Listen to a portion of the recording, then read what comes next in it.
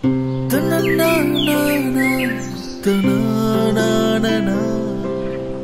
అండి, మిద్దె తోటలో పల్లె రుచులు ఛానల్కి స్వాగతం. ఈరోజు మన మిద్దె తోటలో కాసినోటి వంకాయలతో మీకు వంకాయ పచ్చి పులుసు తయారు చేసి చూపిస్తాను. ముందుగా ఇప్పుడు మన మిద్దె తోటలో కాసినటువంటి వంకాయల్ని కోస్తున్నాను. కోసిన తర్వాత ఈ పచ్చి పులుసు ఎలా చేయాలనేది మీకు చూపిస్తాను.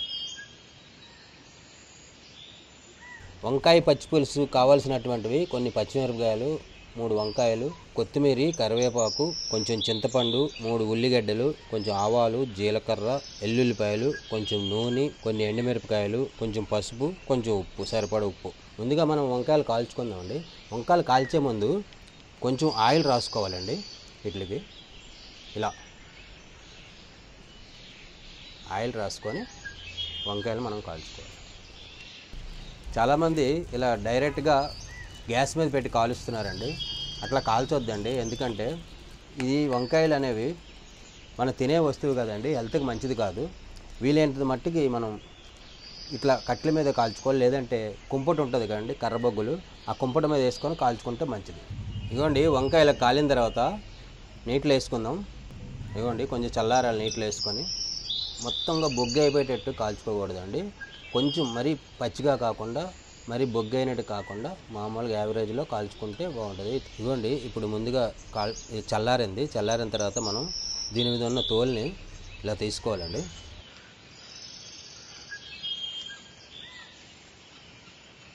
ఇదిగోండి ముందుగా పచ్చిమిరపకాయలు కాల్చుకొని పచ్చిమిరపకాయలని కొంచెం బాగా మెత్తగా ఇలా పిసుక్కోవాలండి.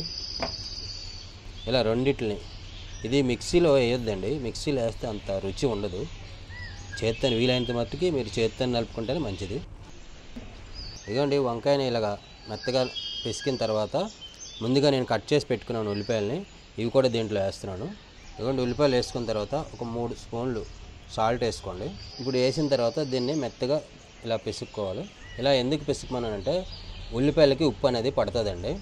ఇదిగోండి కొంచెం కొత్తిమీర దీంట్లో వేసుకొని కొత్తిమీర కూడా దీంట్లో వేసి కలుపుకోవాలి. ఇదిగోండి మీకు చెప్పడం మర్చిపోయాను, ముందుగా ఒక అరగంట ముందు చింతపండు నానబెట్టుకొని ఇలా రసం తీసి పెట్టుకోవాలండి. ఇది కూడా దీంట్లో వేసుకోవాలి. ఇదిగోండి చింతపండు పులుసు వేసుకున్నాక ఒకసారి గరిటతో ఇలా కలుపుకోవాలి. ఇప్పుడు మనం తాలింపు వేసుకుందాం. ముందుగా కొంచెం నూనె వేసుకొని వేడి చేసుకోవాలండి. నూనె ముందుగా కొంచెం ఆవాలు, తర్వాత ఎల్లుల్లిపాయలు వేసుకోవాలి, తర్వాత కొంచెం జీలకర్ర, తర్వాత కొంచెం ఎండుమిర్చి, ఇప్పుడు కొంచెం కరివేపాకు. ఇవన్నీ వేగిన తర్వాత ఒక చిటికెడు పసుపు వేసుకోండి. ఇదిగోండి ఇలా తాలింపు వేసిన తర్వాత ఇలా నీట్గా కలుపుకుంటే బాగుంటుంది.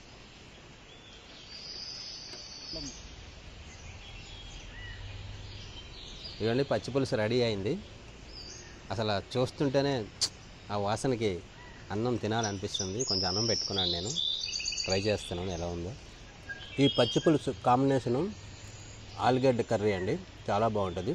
అయితే ఈ పచ్చి పులుసు అనేది మనం కట్టెల పొయ్యి మీద వండుకుంటే మంచి స్మోకీ స్మెల్ వస్తుందండి.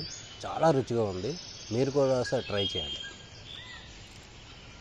ఇదండి ఈ వీడియో మీకు నచ్చినట్లయితే లైక్ చేయండి, షేర్ చేయండి, సబ్స్క్రైబ్ చేసుకోండి. అంతేకాకుండా మీకు ఏమైనా పాత వంటలు గుర్తు వచ్చినట్లయితే మీరు కామెంట్లో పెట్టండి. నేను నెక్స్ట్ వీడియోలో ఆ వంటలు తయారు చేసి చూపిస్తాను.